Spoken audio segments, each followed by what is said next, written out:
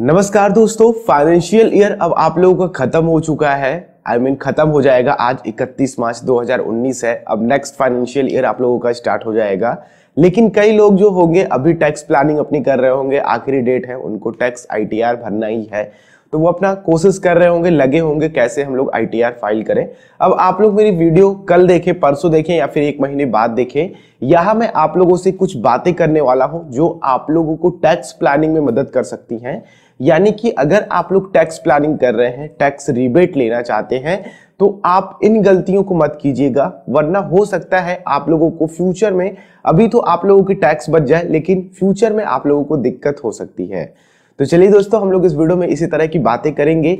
आप देख रहे हैं द यूट्यूबर चैनल और मैं हूं रवि। आप सभी का एक बार फिर से हमारे और आपके द यूट्यूबर चैनल में स्वागत करता हूं।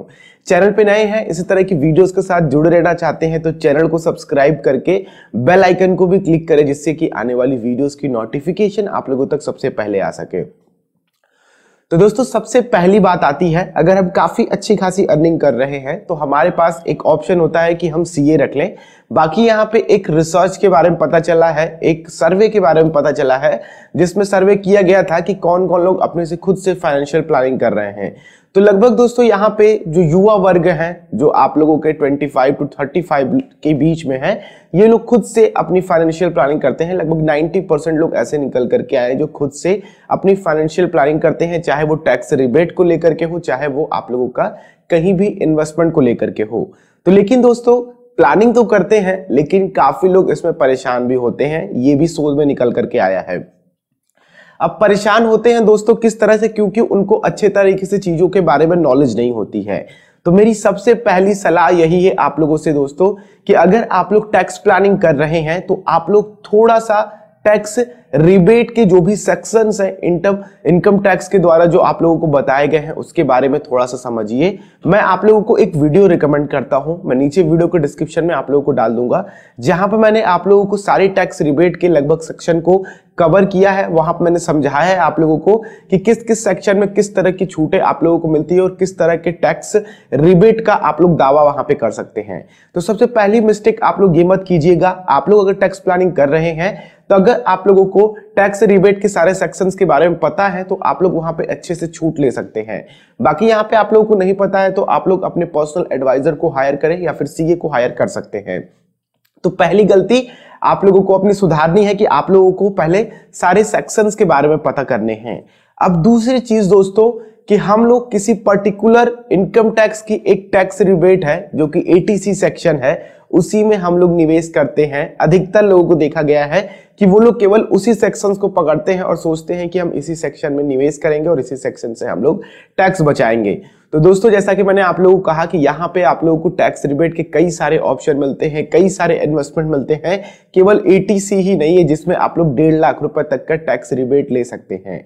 यहाँ पे आप लोगों के कई सारे सेक्शन है, एटीई हो गया, 8010D, डीडी हो गया, कई सारे सेक्शन है। आप लोग नीचे वीडियो को डिस्क्रिप्शन को देखिएगा, वहां पे चीजों को समझिएगा, फिर आप लोगों को समझ में आएगा कि हम एक्चुअल में कहां से टैक्स बचा सकते हैं।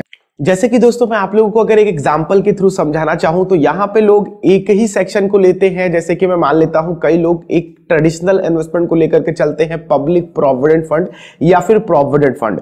तो यहाँ पे क्या है दोस्तों कि आप लोगों का एटीसी के तहत 1.5 लाख तक के अमाउंट पे छूट मिल जाता है। अगर पीपीएफ की बात करें तो यहाँ पे जो आप लोग पैसा डाल रहे हैं उस पे भी, जो रिटर्न ले रहे हैं उस पे भी, और जो आप लोगों का मैच्योरिटी अमाउंट बनेगा उस पे भी आप लोगों का टैक्स रिबेट मिलता है। यानी कि ये फुल्ली टैक्स रिबेट है। यहाँ का आप लोगों का इन्वेस्टमेंट और रिटर्न किसी भी तरह का टैक्स नहीं देना पड़ता है।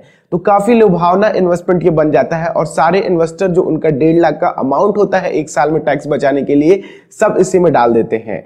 अब इन सेक्शन में छोड़ करके दोस्तों, म्यूचुअल फंड में भी आप लोगों को ईएलएसएस मिलता है, वहां भी एटीसी आप लोगों को मिलता है। लेकिन अगर आप लोगों को नॉलेज नहीं होगी इन्वेस्टमेंट की, अगर आप लोगों को समझ नहीं होगी, तो आप लोग पीपीएफ में सारा पैसा डाल देंगे और यहाँ पे आप लोग ईएलएसएस को छोड़ देंगे। क्योंकि दोस्तों, अगर हम लोग पीपीएफ की बात करें तो ये अभी आप लोगों को 8% तक के इंटरेस्ट पे जो आप लोग पैसा डाल रहे हैं इस पे, उस पे आप लोगों को सीमित कर देगा।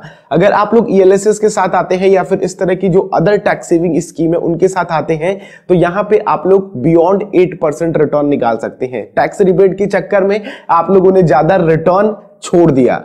तो यहाँ पे आप लोगों को जरा ये भी ध्यान रखना है कि केवल आप लोग एक ही सेक्शन को पकड़ करके या फिर एक ही टैक्स रिबेट के इन्वेस्टमेंट को पकड़ करके नहीं चलना है आप लोगों को। अब तीसरी गलती क्या करते हैं दोस्तों हम लोग कि टैक्स सेविंग के चक्कर में हम लोग अदर इन्वेस्टमेंट में से सारा पैसा निकाल लेते हैं। जैसे कि हमारे पास कुछ ऐसे इन्वेस्टमेंट करे हुए हैं जहां पे हमें टैक्स भरना पड़ता है, तो हम क्या करते हैं कि वहां पे टैक्स से बचने के लिए सारा पैसा निकाल करके टैक्स सेविंग स्कीम्स में लगा देते हैं, टैक्स सेविंग इन्वेस्टमेंट्स में डाल देते हैं। अब इससे होता क्या है दोस्तों, जैसे कि अगर हम लोग लिक्विड फंड्स को ले लें तो लिक्विड फंड्स में आप लोगों का जो पैसा होता है वो टैक्स के अंतर्गत आता है, तो वहां पे हम लोग अपने सारे पैसे निकाल करके पीपीएफ जैसे इन्वेस्टमेंट में डाल देते हैं या फिर इस तरह के जो भी इन्वेस्टमेंट है उनमें डाल देते हैं।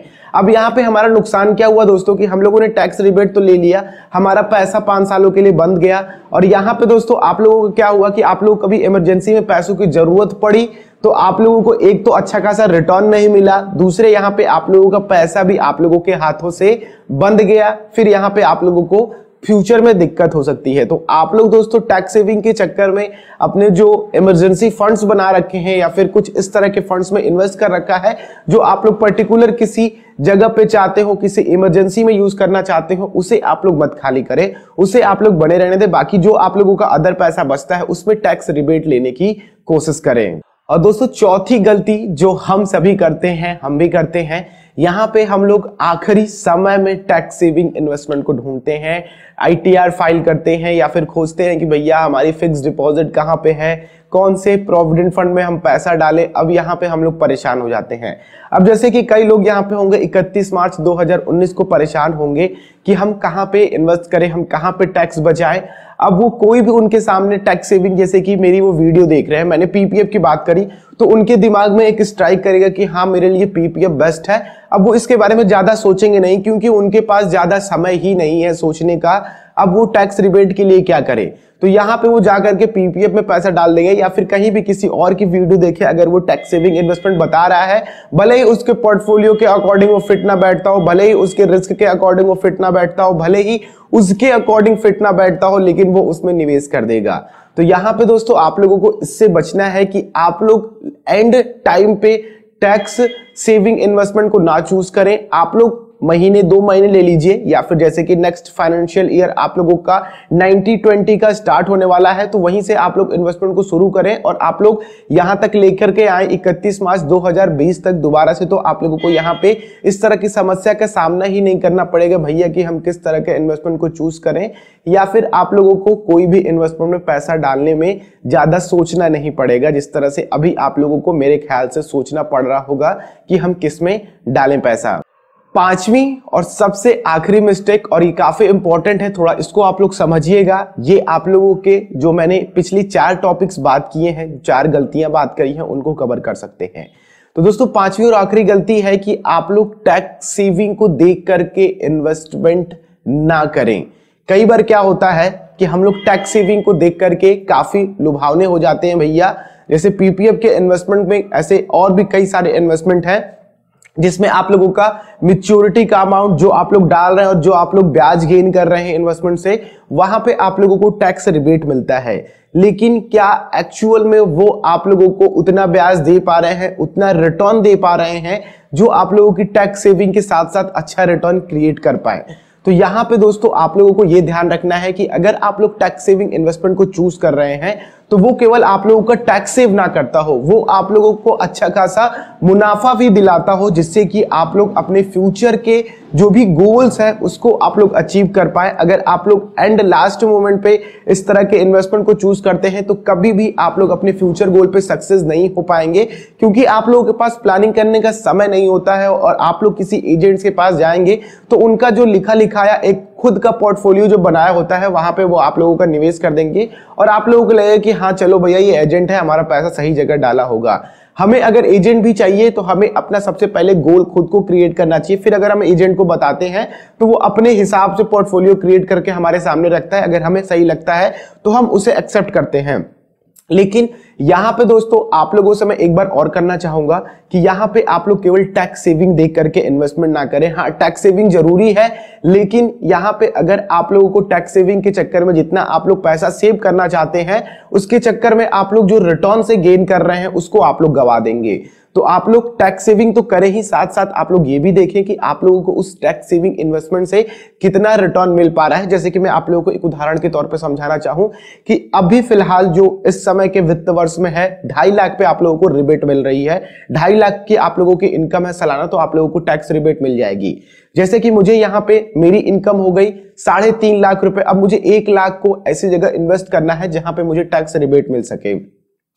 अब यहां पे मैं क्या करूंगा, अब एंड लास्ट मोमेंट है, तो मुझे कोई भी टैक्स सेविंग इन्वेस्टमेंट मिली जहां पे मैं 1 लाख रुपए डाल दूं और वहां पे मुझे टैक्स रिबेट मिल जाए और जिसके लिए मैं आईटीआर में दावा कर सकूं कि हाँ मैंने यहां पे इन्वेस्ट किया हुआ है। तो क्या होगा दोस्तों कि मैंने उसके बारे में कोई प्लानिंग नहीं करी। अब जो 1 लाख रुपए है उसको मैं कहीं अच्छी जगह निवेश करता, यानी कि केवल टैक्स के चक्कर में मैंने 1 लाख रुपए को कहीं ऐसी जगह डाल दिया जहां पर रिटर्न 4 से 5% के बीच में है।